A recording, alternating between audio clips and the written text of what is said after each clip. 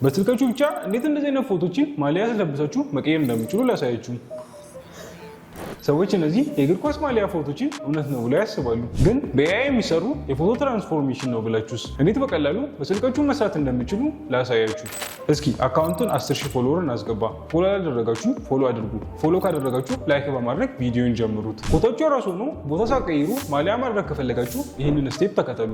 እሺ፣ በመጀመሪያ ስቴፑን ክሮም ስር እንገባለን። ክሮም ስር በመግባት ጄሚናይ በማለት ሰርች እናደርጋለን። ሰርች በማድረግ ውስጥ እንገባለን።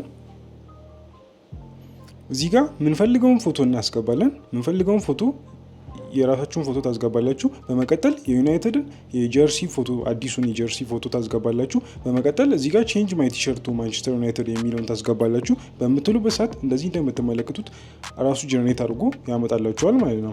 እንደዚህ በቀላሉ መስራት ትችላላችሁ። ከዚህ በኋላ ፎቶን ሴቭ አድርጋችሁ መፖስት ትችላላችሁ። ነገር ግን እንደዚህ አይነት ፕሮፌሽናል የሆኑ ሲኒማቲክ ፎቶችን መስራት ከፈለጋችሁ ይህንን ስቴፕ ተከተሉ። ይህንን ለመስራት ቻትጂፒቲ ስር በመግባት የምትፈልጉትን ፎቶ ታስገባላችሁ። ይህን ፎቶ አንድ ታስገባላችሁ፣ ይህን ፎቶ ታስገባላችሁ፣ የራሳችሁ ፎቶ ታስገባላችሁ። እነዚህም ፎቶዎች ቴሌግራም ላይ አስቀምጬላችኋለሁ።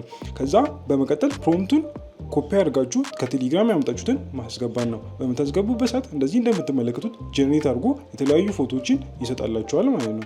በቀላሉ እንደዚህ መስራት ትችላላችሁ። ይመቻችሁ። ባዮ ላይ ባስቀምጥኩላችሁ የቴሌግራም ሊንክ በመግባት ፕሮምፕት ቴክስቱን ማግኘት ትችላላችሁ። ፎቶ ጋር አስቀምጬላችኋለሁ። የአርሰናል ደጋፊዎች እንኳን ደስ ያላችሁ። እስኪ የማን ደጋፊ እንደሆናችሁ ኮሜንት ላይ ጻፉልኝ። እንደዚህ አይነት ቪዲዮ እንዲደርሳችሁ ፎሎና ላይክ ማድረጋችሁ እንዳትረሱ።